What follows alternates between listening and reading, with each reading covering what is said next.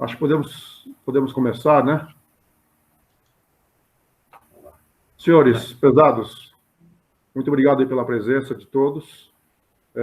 Dando uma continuidade pela Sucesso nessa linha de debates e conversas sobre as ações que estão sendo feitas durante esse isolamento pela Covid-19. Estamos aí trazendo vários temas para debatermos com as pessoas que estão aí à frente, principalmente da área de TI, né? E hoje nós convidamos o Dr. Guilherme Guimarães, que é advogado especialista nesse assunto aí de segurança da informação. Ele tem feito diversas consultorias nesse trabalho, principalmente na questão do LGPD. E hoje nós ouviremos a opinião dele sobre como estão aí os projetos de LGPD, né? Como é que estão os projetos que eles estão percebendo aí no mercado, e também do ponto de vista de RH, né? Como é que está sendo conduzido isso também, né? O impacto disso na gestão, né, das pessoas aí para a adequação da LGPD, principalmente nesse momento de isolamento social que nós estamos vivendo, né? Tá? Segue algumas pessoas ainda entrando na sala, mas, doutor Guilherme, eu acho que nós poderíamos já começar com a sua participação, né? Você já tem nos ajudado aí em diversos projetos, inclusive aqui na Sucesso também, e é uma satisfação tê-lo aqui no nosso grupo, cada um de nós, todo mundo em áreas diferentes, em locais diferentes, né? Então, tudo pronto aí, a gente também está ok aqui, podemos começar. Tá? Seja bem-vindo, obrigado. Obrigado, Misato. Obrigado, Lincoln, pela oportunidade. Bom dia a todos. Como o Misato falou, eu sou, além de advogado há mais de 20 anos, eu sou especialista em segurança da informação pela Universidade Latino-Americana de Tecnologia, que foi uma universidade criada pelo HSBC quando ele estava aqui no Brasil, isso há mais de 10 anos. Sou especialista em gestão da tecnologia da informação e comunicação pela Universidade Tecnológica Federal do Paraná, e também colaborei na redação do Marcos Vida Internet.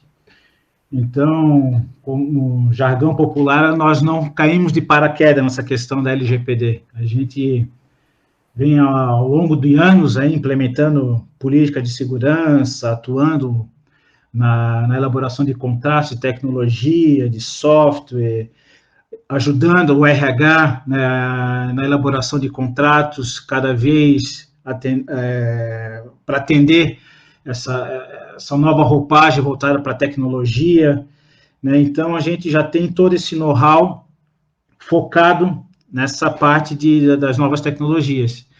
E também sou sócio da DataLeg, que a DataLeg é uma consultoria que é credenciada ao Exim, que é uma certificadora holandesa, que ela tem por tradição certificar os profissionais na área de IT, o COBIT, e agora ela está certificando o profissional que deseja obter a certificação de DPO. E aqui em Curitiba, nós somos a única empresa credenciada ao Exim, apta a ministrar os cursos para o profissional obter a certificação de DPO. E nós agora temos uma parceria com a Sucesso, né, onde as empresas que são associadas à Sucesso possuem um benefício, né, um desconto bem generoso aí para quem for associado a Sucesso para fazer os cursos para a formação de DPO. Então, quem não for associado a Sucesso, sugiro aí fazer a sua inscrição para ter esse benefício a mais aí junto com a DataLeg. Porque se você, por exemplo, for demandado judicialmente, ou tiver a visita da autoridade nacional, a lei não obriga, tá? Mas é uma certificação que vai dar um grande peso, né? Como falei, se você receber uma visita da autoridade nacional e também se você receber alguma demanda judicial, né? Vai ter um grande peso essa certificação. Então, aqui a gente vai falar um pouco, dentro desse cenário quase que apocalíptico que os telejornais estão pintando para a gente, por conta da Covid-19, né, que já praticamente mudou a nossa vida. Por exemplo, hoje as escolas estão ministrando aulas utilizando o Google Meeting, o Microsoft Teams, ou seja, aulas online. Inclusive, até meu filho ontem teve aula de educação física por videoconferência. Então, só que as escolas não estavam preparadas para atuar nesse novo modelo, né? A IBM já vislumbrou que teremos um novo mundo pós a pandemia, principalmente com o uso de inteligência artificial e computação em nuvem, que é um risco tremendo para as empresas, né? Inclusive, até a própria lei de proteção de dados, ela tem lá no artigo 20, ela trata da questão mesmo que timidamente a questão da inteligência artificial, ela trata que se você criar, por exemplo, perfis utilizando inteligência artificial, o titular dos dados, ele pode rever, por exemplo, se você for conceder crédito utilizando a inteligência artificial, o titular dos dados, ele pode ter acesso a essas informações, caso venha a ser negado esse crédito, né? Computação em nuvem, se você armazenar os dados na Amazon lá nos Estados Unidos, saiba que você está fazendo transferência internacional de dados, né? Então, são esses pequenos detalhes, né, que você terá que observar, desde já, no meu entendimento, tá? Você já vai ter que observar dentro dos seus contratos para verificar como é que essa empresa irá proteger. A gente sabe que a Amazon tem todo um data center Tier 3, tem toda uma preparação para proteger os dados. Mas, se você for demandado judicialmente, você terá que comprovar isso, né? Então, tudo isso deverá estar descrito nos contratos que você for firmar com seus provedores. Até a telemedicina, que foi enterrada algum tempo atrás, ela retornou à vida, né, por conta da pandemia, né? Então, provavelmente isso é uma tendência que vai ficar, e, inclusive, até a legislação que regulamenta a questão do prontuário do paciente determina que as questões para armazenamento e manuseio deverão seguir a lei de proteção de dados, tá? Não sei se alguma empresa aqui está ligada ao setor de médico, mas saiba que para você fazer um armazenamento e manuseio de prontuários de paciente, você obrigatoriamente deverá seguir a lei de proteção de dados, tá? Só que, apesar de todo o uso dessas tecnologias avançadas e toda essa mudança que virá com a Covid-19, segundo um relatório da Deloitte, que foi feito uma pesquisa com mais de 150 empresas em 12 países, 43% das empresas usam somente um software de antivírus tradicional, né? Então, vejam como nós estamos frágeis, né? Estamos extremamente vulneráveis, né? Então, somente 43% das empresas possuem somente um software antivírus tradicional, né? Então, vejam que a gente tem muito que avançar, porque dados é um novo petróleo, né? E eu tenho quase que absoluta certeza que quando tiver a virada de chave que agora passou para maio de 2021, né, essa lei será infelizmente utilizada para o mal. Ela veio para o bem, mas com certeza terão pessoas que irão utilizar para o mal, né? E principalmente nessa época de pandemia, que muita gente foi saiu do seu ambiente de trabalho tradicional e foi para trabalhar no home office, tá? Tem muito colaborador que sabe que vão perder os seus postos de trabalho, que já estão armazenando informações, estão levando essa base de dados, tá, para alimentar, para ser utilizado como prova numa eventual reclamatória, ação trabalhista, ou para vazar esses dados lá no futuro próximo, lá depois de 3 de maio, justamente para prejudicar a empresa, né? Por quê? Porque a gente vai falar um pouco mais para frente sobre a questão do teletrabalho, mas já me adiantando um pouquinho, porque a gente sabe que a maioria das empresas estava preparada para levar um pequeno número de pessoas para trabalhar home office. E a grande maioria das empresas levou quase que 100% do seu pessoal a trabalhar em home office, ela não estava preparada, como a gente tem visto aí no mercado. A gente já está sendo chamado por algumas grandes empresas, tá? Porque já está sofrendo ataques, vazamento de informações. Por quê? Porque ela não estava preparada para atender esse grande volume de acessos, tá? Não estava preparada nem documentalmente e nem com tecnologias para atender esse grande volume de pessoas que foram para trabalhar em casa. Mas será que eu preciso me preocupar já com a questão da lei, com a lei de proteção de dados, só que, já que ela vai entrar em vigor só lá no ano que vem? No meu entendimento, sim. Porque, por exemplo, principalmente se a sua relação com o seu cliente foi regida pelo Código de Defesa do Consumidor. Porque lá, quando o Código de Defesa do Consumidor ele entrou em vigência, há um artigo lá dizendo que se você coletou os dados do consumidor sem que ele tenha solicitado, você deverá informá-lo que você efetuou essa coleta. Em 2013, saiu um decreto que veio regulamentar o Código de Defesa do Consumidor, que você deveria aplicar mecanismos de segurança para proteger os dados pessoais que você coletou do seu cliente. Aí veio o Marco Civil da Internet, onde hoje o que está em vigência, o que está vigorando é você ter o consentimento, tá, do teu cliente para fazer o tratamento dos dados pessoais dele. Tá? Você vai ter que indicar a finalidade para a qual você coletou os dados dele. Se você deseja compartilhar os dados do teu cliente, você também vai ter que ter o consentimento específico, informações sobre como que você fará o tratamento desses dados e a forma de exclusão. Só que a gente tinha um gap, uma lacuna no judiciário, que nós não tínhamos um conceito bem definido do que era dado pessoal e o que era tratamento de dados pessoais, até que veio esse decreto em 2016, que trouxe o conceito de dado pessoal e também o conceito de tratamento de dados pessoais. Ou seja, se desde 2016 você vem coletando dados pessoais, tá, desrespeitando essas normas que eu mencionei, então você já tem um passivo, tá, mesmo sem que a lei de proteção de dados esteja em vigor. Você já tem um passivo por conta dessas normas, tá?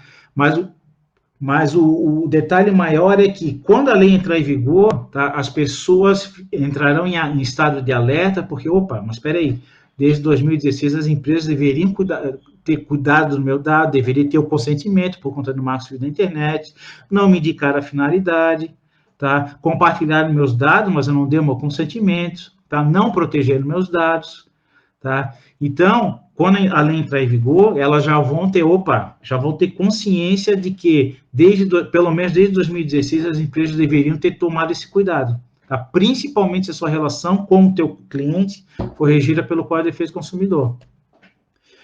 Então, quando a lei entrar em vigor, né, que é a Lei de Proteção de Dados Pessoais, você já deverá ter, pelo menos, essas regras já implementadas dentro da sua estrutura.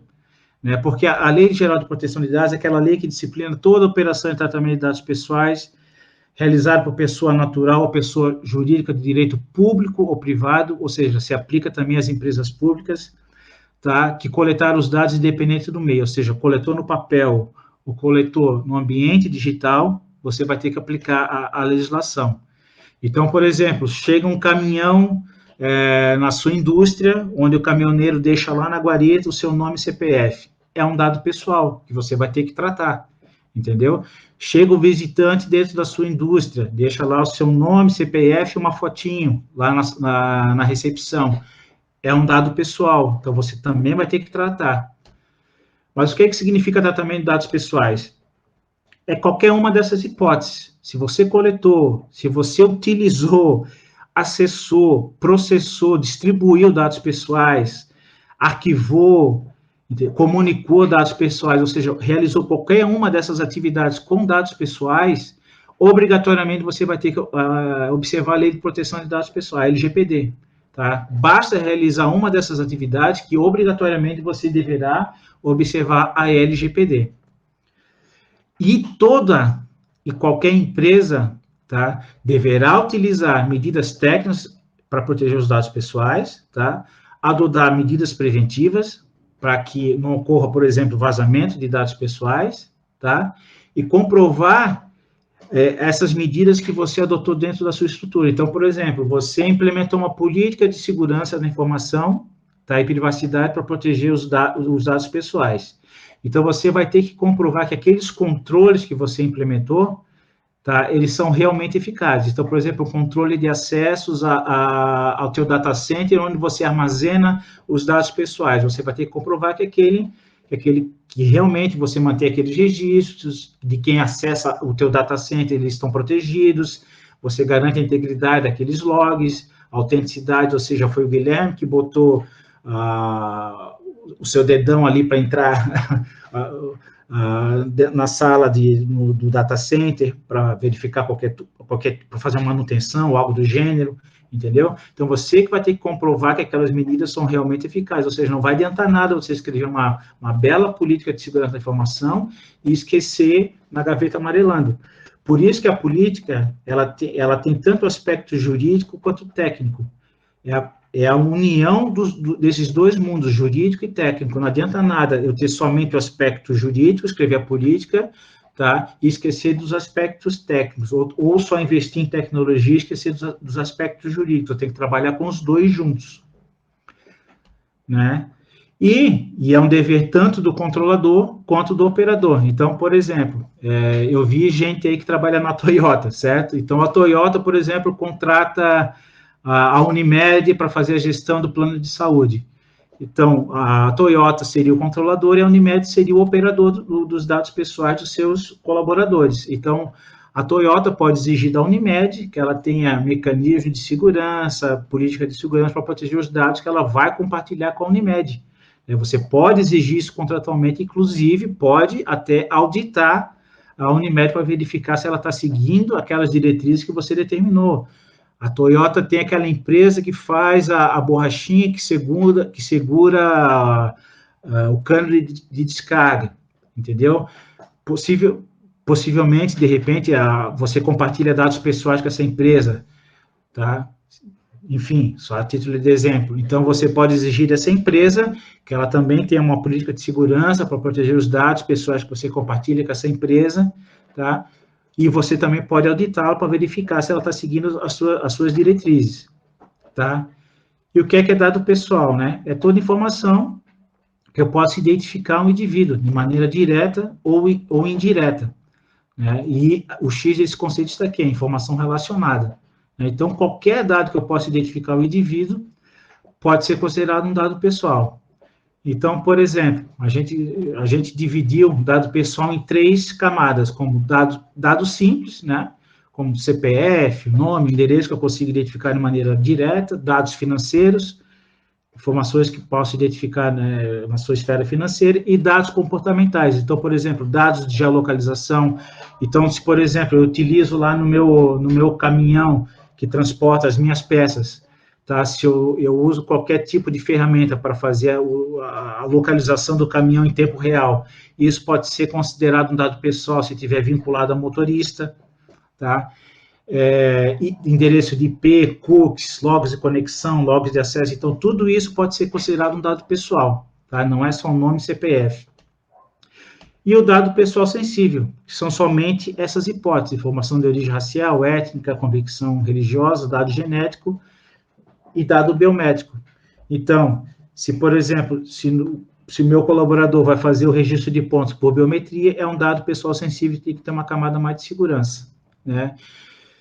E como nós sabemos que os ataques estão cada vez mais comuns e mais sofisticados, né, a gente tem que investir em segurança, tem que investir em proteção, principalmente não só após, mas agora, nessa época de pandemia, que várias empresas estão sofrendo ataques, principalmente ataques de phishing, né? Então, como é que eu vou proteger? Através da política de segurança, tá? E, principalmente, nessa questão de proteção de dados, não adianta eu só implementar uma política de segurança para proteger os dados pessoais. Eu tenho que implementar uma política de segurança que vai proteger a informação como um todo, inclusive aquelas informações que tratam dados de pessoa jurídica, por exemplo. Porque não adianta nada eu proteger somente aquela célula, investir só em tecnologia, treinamento e política para proteger aquele departamento que trata somente de dados pessoais e não investir nada naquela célula que trata, por exemplo, só dados de pessoa jurídica. Por quê? Porque, de repente, essa pessoa que trabalha no departamento que só trata dados de pessoa jurídica, logística, por exemplo, só trata dados de pessoa jurídica, ela não tem capacitação, eu não investi nada em tecnologia, ela recebe um e-mail phishing, ela vai lá, clica no anexo, no executável, pronto, vai infectar a empresa inteira, inclusive aquela área que eu investi pesado, né, que trata dados pessoais, que eu investi pesado em capacitação, treinamento. Se essa pessoa que recebeu esse e-mail phishing clicar no executável, ela vai infectar a empresa inteira. Então, eu tenho que investir numa política que proteja a informação como um todo, não só envolvendo dados pessoais, né? E, através da política de segurança, consigo garantir a confidencialidade dos dados, né, a integridade, que vai ser vital na esfera judicial, principalmente após a Covid, porque a gente sabe que muita gente perdeu seus empregos por conta da Covid, né? Então, se eu não fiz essa gestão dos dados, quem acessou o quê, o momento, tá? Ou, se eu fiz essa gestão, mas eu não garanti a integridade daqueles dados, tá? Eu não tenho como comprovar que aquele dado foi gerado na data tal, pelo IP tal, e garantir também a autenticidade, foi o Guilherme que gerou aquele dado, o outro advogado ele vai impugnar aquela informação. E se eu não tiver condições de comprovar a integridade e a autenticidade daquele log, com certeza o outro advogado ele vai conseguir derrubar essa minha prova. Então, tem que garantir a integridade, a autenticidade, isso eu consigo através da política de segurança, a disponibilidade. Eu vou receber um mandado judicial onde o juiz determina que em 10 dias eu devo apresentar o log da determinada informação, determinado registro, né? Então, tudo isso eu consigo estabelecer esses processos na política de segurança da informação. E também eu consigo proteger a informação desde o momento que ela é elaborada até o seu descarte, porque eu também tenho que pensar quando eu for eliminar os dados pessoais do titular. Até nisso eu tenho que pensar, a forma do descarte, eu tenho que pensar, por exemplo, se tiver no papel, se eu mandar esse papel contendo dados pessoais para uma empresa que vai eliminar esses dados, eu tenho que garantir que essa empresa realmente vai eliminar aqueles dados, né? Se for no meio eletrônico, eu também tenho que garantir que aqueles dados realmente foram eliminados devidamente, que eu não vou conseguir reverter o processo e depois retomar aqueles dados novamente. Então, através da política de segurança, eu consigo estabelecer todos os procedimentos para, desde o momento da coleta, proteger os dados desde o momento da sua coleta até o seu descarte. E essa política, ela vai abranger todos os usuários, tanto os usuários internos quanto os usuários externos, porque até os meus parceiros vão ter que estar dentro desse guarda-chuva da minha política de segurança. E todos os usuários vão ter que garantir tanto a integridade, disponibilidade e confidencialidade das suas informações, tanto o interno quanto o externos, tá? Principalmente o interno, eles não vão poder armazenar dados pessoais que não seja autorizado pela organização. Então, por exemplo, agora está todo mundo em home office. Será que a empresa tomou esse cuidado de, olha, se você estiver trabalhando num projeto que esteja tratando dados pessoais, você só pode armazenar na rede da empresa, você não pode armazenar dentro do seu equipamento. Será que a empresa estabeleceu isso hoje dentro da sua política? Não enviar dados pessoais para endereço de e-mail pessoal ou dispositivos remotos.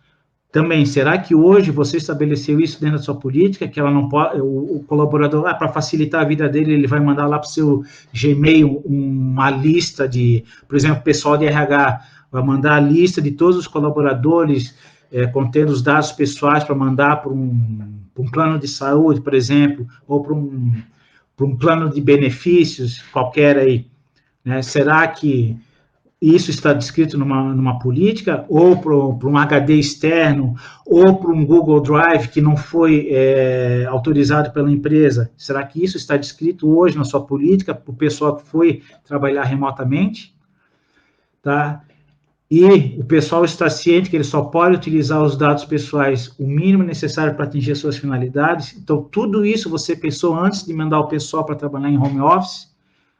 Então, vejam o grau de risco que a maioria das empresas hoje ela está exposta. E qual que deve ser a estrutura mínima, né, para o controle dessa política? Toda empresa vai ter que ter um comitê de segurança, tá? Um gestor de segurança da informação, tá? O encarregado e o gestor diário. O gestor diário seria o gerente daquele departamento, né? Por exemplo, o diretor, o gerente de recursos humanos, por exemplo. Tá? E o gestor dessa área, tá? Que é ele que vai manter a planilha de mapeamento atualizada, tá? Dentro do período definido na sua política. Então, por exemplo, eu fiz um mapeamento de dados pessoais dentro da área de RH. Então, o diretor, ou o gestor da área ali de RH, que a gente trata de maneira genérica, é ele que vai manter a planilha sempre atualizada, porque se mudou a finalidade, eu vou ter que atualizar lá na minha planilha para que todos da empresa tenham acesso a essa modificação, tá? Verificar se a necessidade e adequação dos dados realmente permanece, conforme definido lá atrás, né? Então, ele sempre vai ter que verificar se essa finalidade, a necessidade e adequação dos dados pessoais permanece a mesma, tá? E o gestor, é ele que vai ser proprietário da planilha, tá? Porque dentro da política que nós redigimos, tá? O gestor, ele é considerado o proprietário da planilha, tá? Porque a planilha, ela é um ativo da organização. E o que é a finalidade? Tá? A finalidade, adequação e necessidade, só abrindo parênteses, elas são princípios, tá? De observância obrigatória. Então, se você trata os dados com consentimento ou sem consentimento, tá? Independente se você trata dos dois, você vai ter que observar a finalidade, adequação e necessidade, porque elas são princípios de observância obrigatória que estão lá no artigo 6º da lei. Então, você sempre vai ter que especificar para o teu usuário, para o titular dos dados, para que você irá coletar os dados. Assegurar que esse tratamento seja compatível com a finalidade que você informou para o titular dos dados, e você só vai poder coletar o mínimo necessário para atingir a finalidade que você informou para o titular. Então, o gestor de área, ele sempre deverá verificar se aqueles dados atingem a finalidade informada para o titular, se eles estão adequados, e se você coletou, os dados que você coletou são o mínimo necessário para atingir a finalidade. Tá? E quais são, que tipo de norma que eu tenho que implementar dentro da minha estrutura? Então, vamos lá. Controle de acessos, né? Tanto acesso lógico e físico, por exemplo, a base de dados, contendo dados pessoais, a sala onde está o servidor que estão armazenados os data centers, você vai ter que ter o controle desses dados, tá? Os registros de quem acessa essas informações, tá? Só para você ter ideia, teve um vazamento de cadastro positivo, onde vazou 1 bilhão de combinações de senhas e e-mails.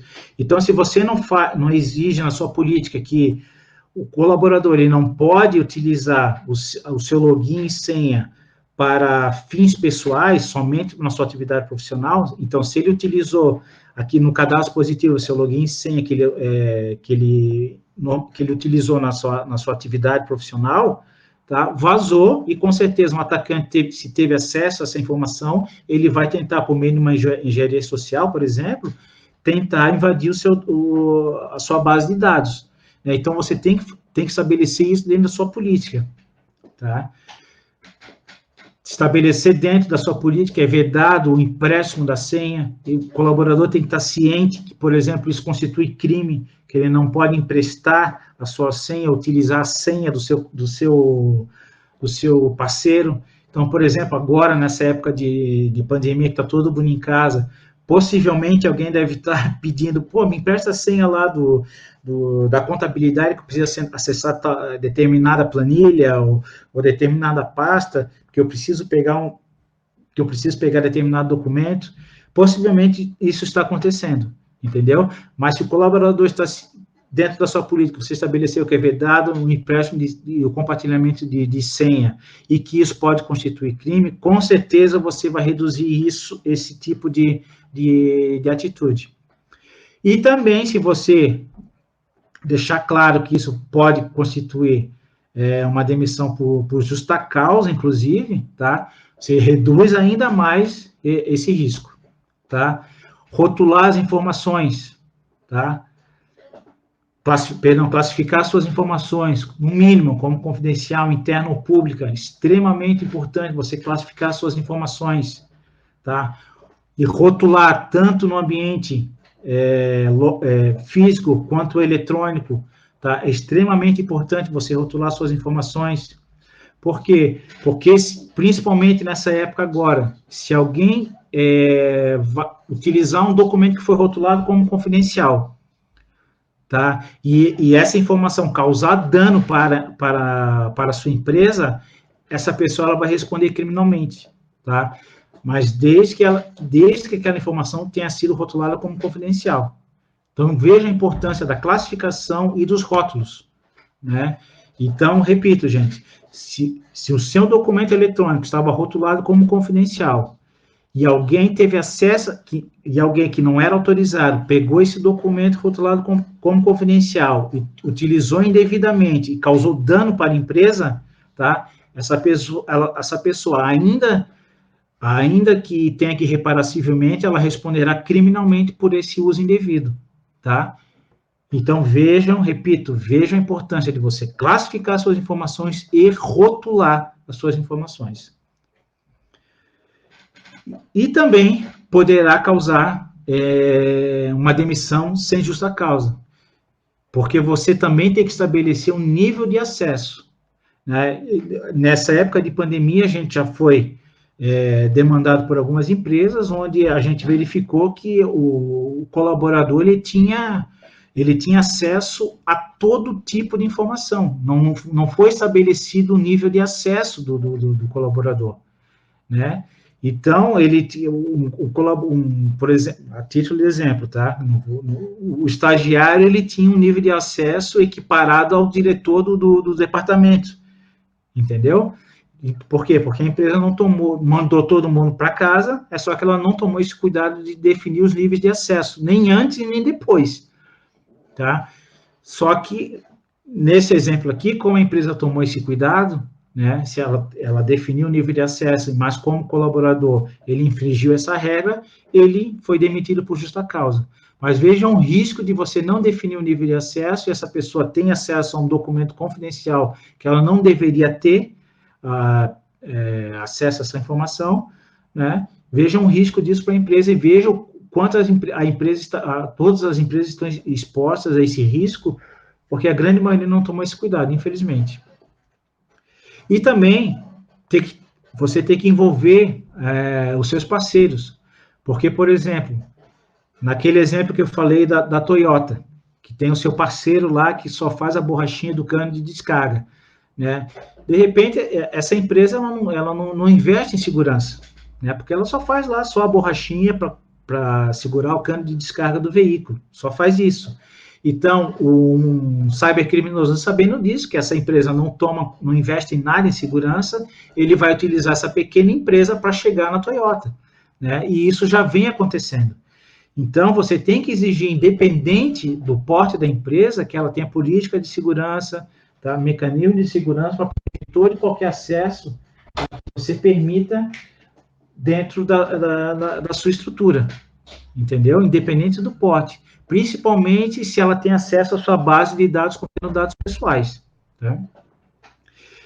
E se o usuário tinha pleno conhecimento da sua política de segurança da informação e privacidade, tá? E ele descumpriu essas diretrizes, ele pode ser demitido por justa causa. Então, veja a importância desse documento, que é um documento jurídico, e se ele tinha plena ciência da política e ele infringiu, ele pode ser demitido por justa causa, né? Então, você vai ter que definir também o processo disciplinar, né, que você tem o checklist demissional, que você pode retirar todos os acessos, pode acompanhar para que ele retire os dados pessoais que ele armazenou no equipamento, que dentro da nossa política, a gente, por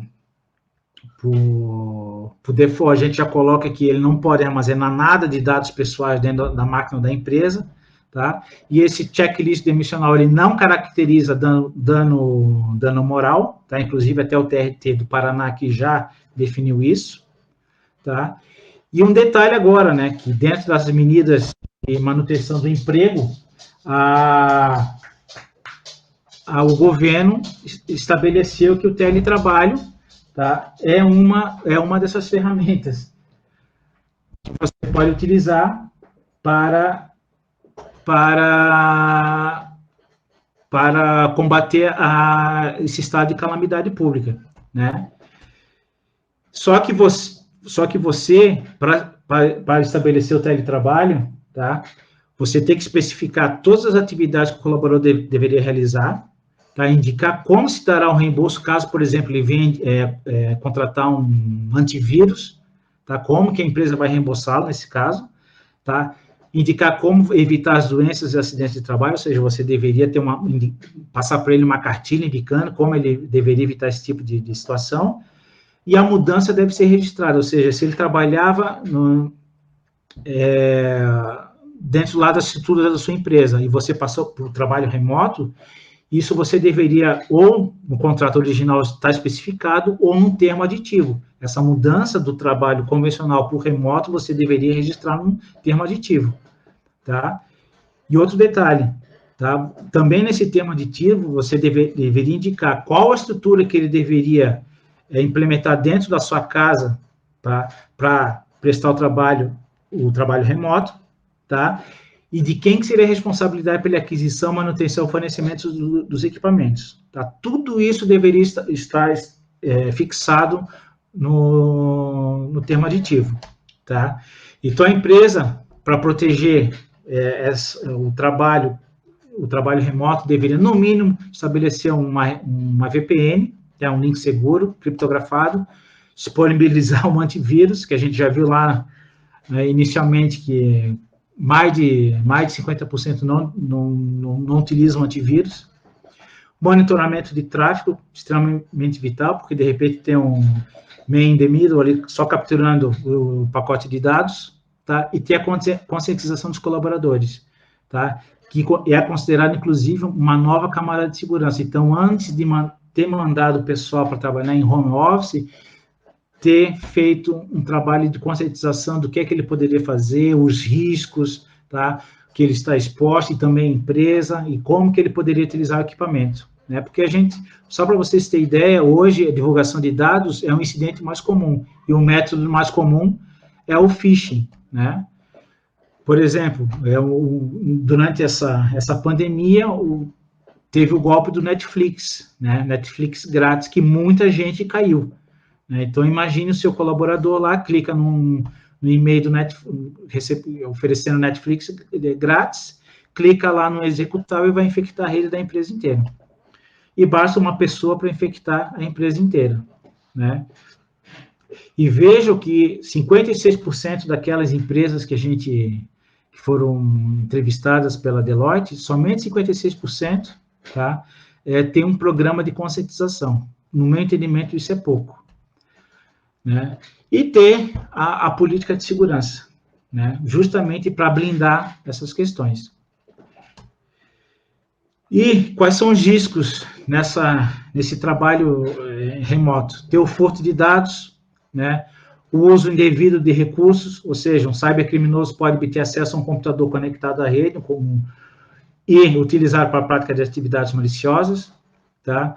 Só para vocês terem ideia, somente 42% daquelas empresas investem na análise da infraestrutura, da rede e perfil dos sistemas. É pouco, gente. É muito pouco o trabalho de análise, tanto da infraestrutura e da rede, né?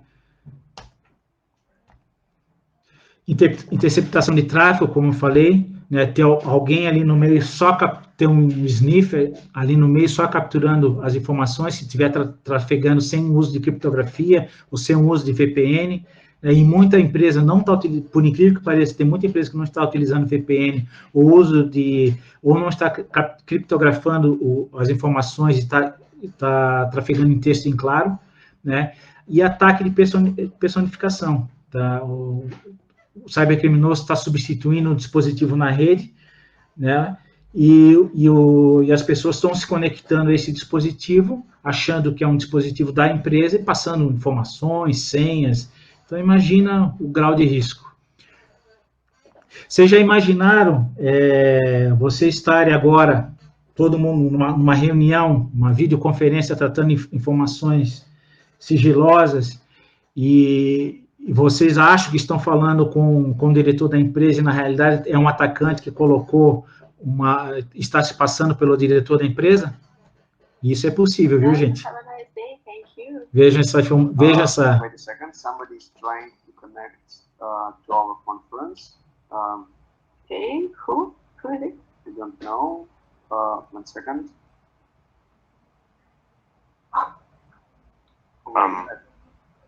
Esse é um Elon Musk, dono da Tesla. Are you Elon Musk? Yes. Looks like I got into the wrong conference in Zoom.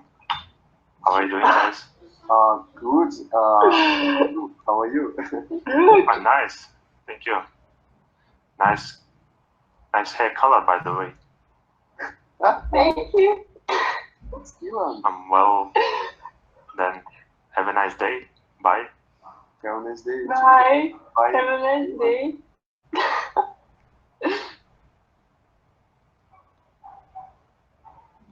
Não era o Elon Musk, era alguém se passando por ele. Entendeu? Então, será que isso já não está acontecendo? Né? O nome eu já acho que é um ataque, é o deepfake, né? Que inclusive até o TikTok vai adicionar essa funcionalidade, né? Existe o rumor, que ele vai adicionar essa funcionalidade. Então, imagine um atacante passando por dono da empresa que aprova orçamentos impraticáveis, ou aumento de salário, você está achando que está falando com o dono da empresa, e na realidade não é o dono da empresa, né? Então, tudo isso é possível, e isso você consegue combater por meio de algumas técnicas de segurança da informação, né? Então, quais são os cuidados que o colaborador deve seguir nessa época de pandemia, né? Manter as informações de dados pessoais em ambientes separados, salvar as informações na rede da empresa, se não for possível armazenar na rede da empresa, ele deve criptografar os seus dispositivos. Se ele estiver trabalhando em projetos que envolvam dados pessoais, deve criptografar e armazenar na rede da empresa.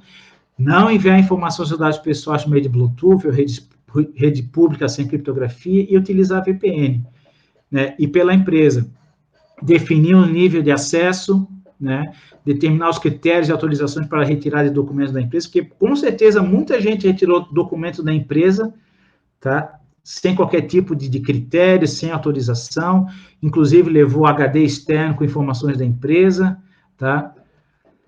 Criar um inventário detalhado dos acessos aos registros. Então, eu até destaquei essa caixinha, porque é isso aqui que vai salvar vocês numa eventual demanda trabalhista ou de natureza civil, tá? Ter o detalhe dos acessos aos registros, da conexão, as aplicações, indicar os meios de transporte. Então, se eu vou levar um documento físico, classificado confidencial, se eu vou tirar da empresa, como é que eu vou levá-lo?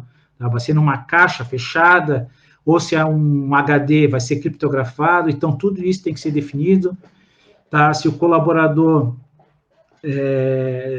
identificou que tem uma anomalia, tem que encerrar imediatamente. Qual é o processo, né, para encerrar esse acesso?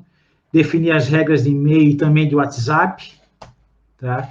Acesso às informações contendo dados pessoais, revogar esse acesso quando terminar essa pandemia, né? Definir o procedimento para relatar um incidente, porque eu estou vendo isso agora, inclusive.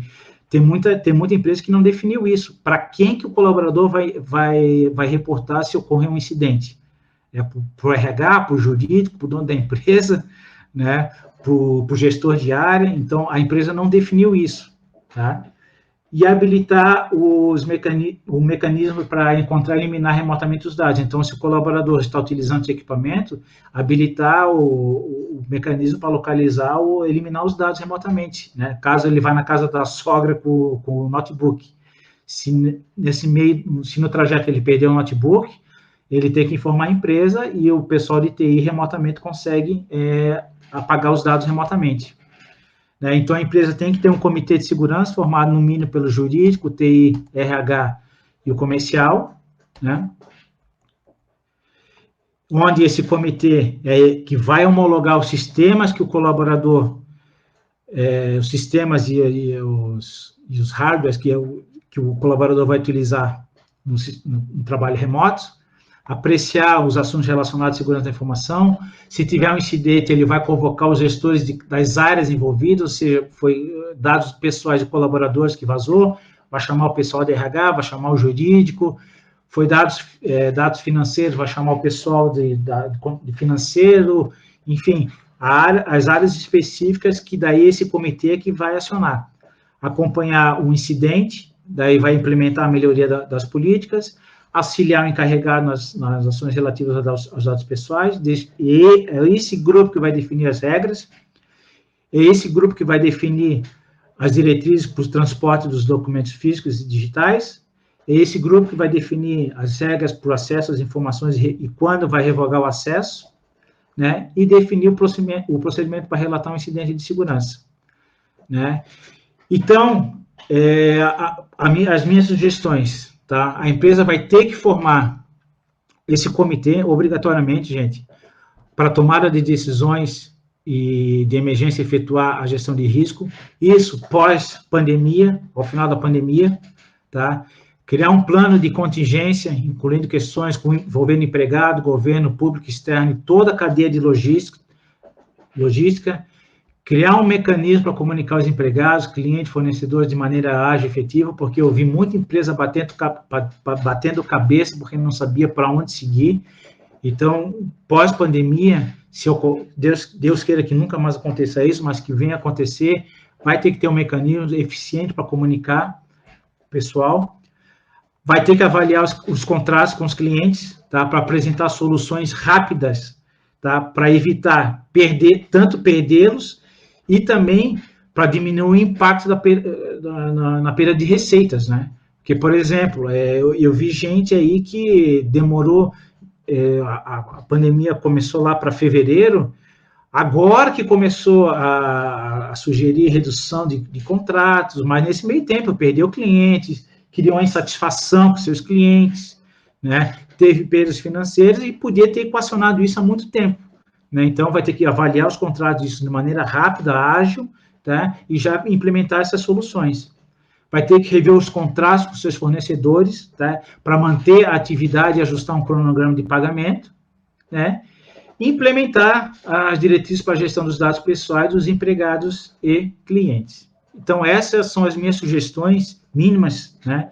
Que você vai ter que seguir quando tiver um incidente dessa magnitude. Tá ok, gente? E essa é uma lição que ficou, tá? Que as pessoas, elas vão dar preferência para as marcas que fizeram algo de relevante nesse período de pandemia, tá? Que elas ajudaram o consumidor, que ajudaram o seu cliente. Então, as empresas que fizeram qualquer tipo de ação para facilitar a vida do seu consumidor, o consumidor não vai esquecer, né? Então, vejo como vale a pena a gente investir em todos esses pontos que a gente tocou, tá? Para melhorar a vida do nosso cliente. Então, é isso, gente.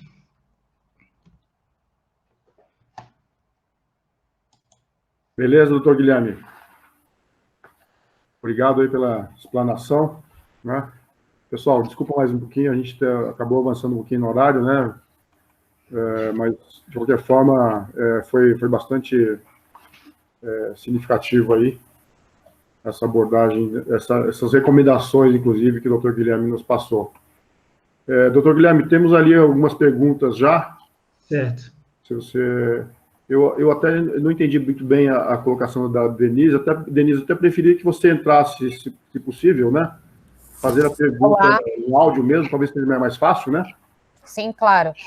Viu, doutor Guilherme, com o adiamento da lei, né, porque ela foi adiada desse ano para o próximo, né, e sabendo como somos, né, brasileiros, a gente, claro, as empresas neste momento estão com outras prioridades eminentes do próprio negócio, né, então é claro que com o adiamento muitas empresas vão deixar para o próximo ano para iniciar a instrução de seus colaboradores, depois o mapeamento, o alinhamento e assim em diante, né?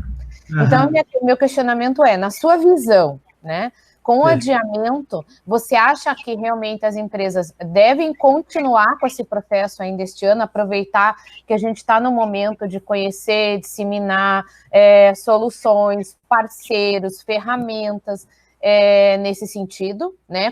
Continuar esse ano, não tirar o pé, né, como diz o acelerador, e buscar as alternativas, porque hoje você tem no mercado soluções que você tem um composto que podem ser inseridos nas empresas para que, além de auxiliá-los, até mesmo no próximo ano, efetuar a implantação rapidamente com todos esses conceitos que o senhor comentou.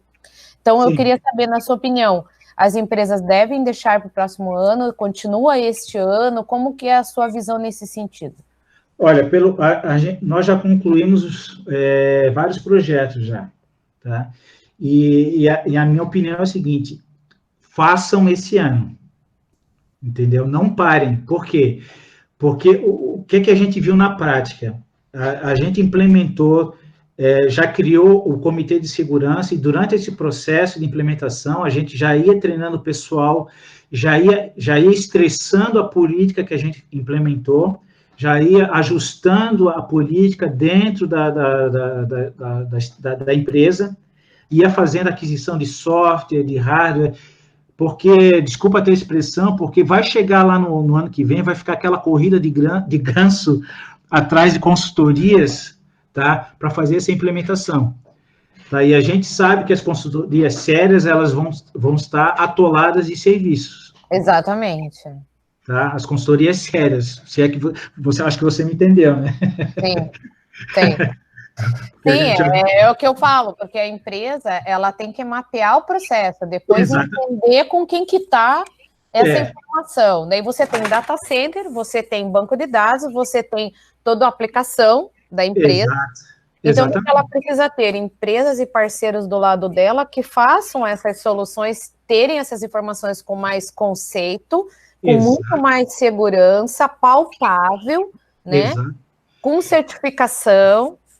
Exato. E um detalhe que a gente viu também ao longo desse processo, tá, é que não adianta nada você, por exemplo, exigir do teu operador, por exemplo, que ele tenha uma política de segurança e ele não mantém a mesma linguagem que você. Exato. Entendeu? Que ele não tenha os mesmos conceitos que você, que ele não adote os mesmos conceitos que você. Entendeu? Então, você também vai ter que despender um tempo para capacitar o teu operador, entendeu? Que ele tenha os mesmos conceitos dentro daquela política que você implementou. Então, não é você só jogar a tua política, ó, tá aqui as diretrizes que você quer, que eu quero que você implemente, tá aí e se vire. Não, você vai ter que ajustar a linguagem que você quer que ele siga, entendeu? Porque quando tiver um evento de segurança, provavelmente ele vai vir junto com você numa demanda judicial. E se os dois tiverem a mesma linguagem de conceitos, com relação ao trabalho que foi feito, isso vai facilitar horrores na hora de uma defesa. Com certeza, e ele vai apoiar no processo, né? A disseminação nesse momento vai ser efetiva.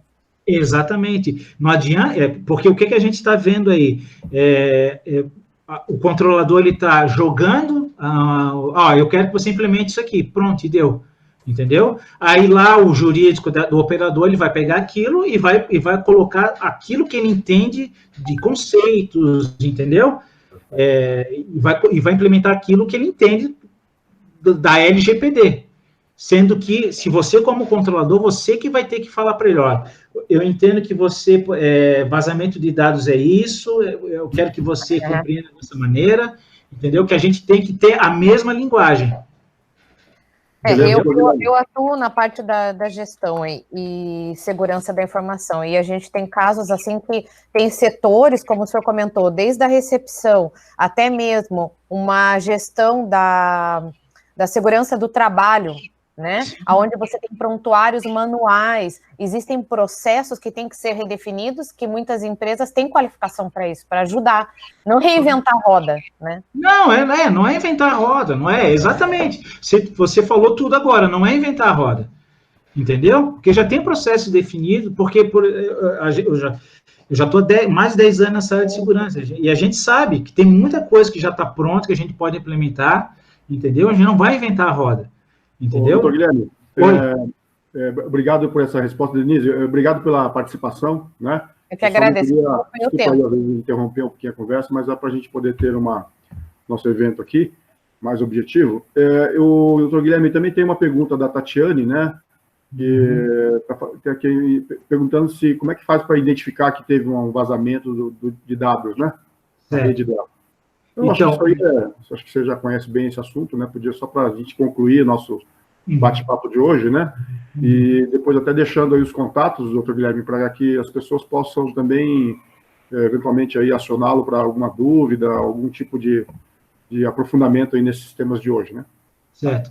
Então, você tem que monitorar, o primeiro ponto é fazer um monitoramento da sua estrutura, né? É possível que você saiba que ocorreu um vazamento pelo teu próprio cliente, entendeu?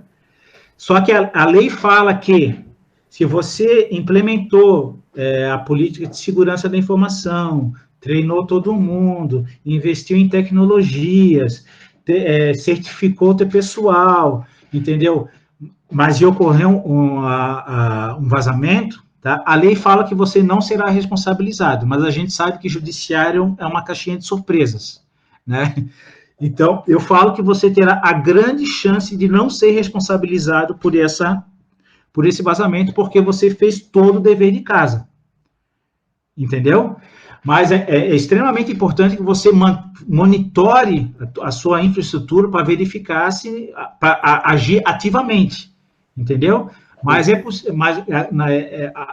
acho que, no meu entendimento, você vai saber que vazou dados pelo seu cliente, tá? Legal. E tem um outro detalhe, que a autoridade nacional, ela vai fazer audiências públicas, tá? Para, junto com a sociedade, ajustar essa dosimetria da pena, digamos assim, tá? Se você não tem política, não tem nada, você vai pagar o valor máximo da multa. Se você tem política, capacitou, você vai pagar tanto, entendeu? Então, haverão audiências públicas onde junto com a sociedade, vai ter o ajuste dessas penalidades, entendeu? Legal. Então, por isso que é extremamente importante você fazer o dever de casa. Bacana. Pessoal, o nosso objetivo hoje era justamente chegar nessa apresentação. Não queremos fugir muito do nosso horário programado. Acho que as pessoas também têm aí seus compromissos, né? O assunto parece que fica aquela coisa de vontade de perguntar mais e de saber mais, né? E são alertas importantes que nós recebemos.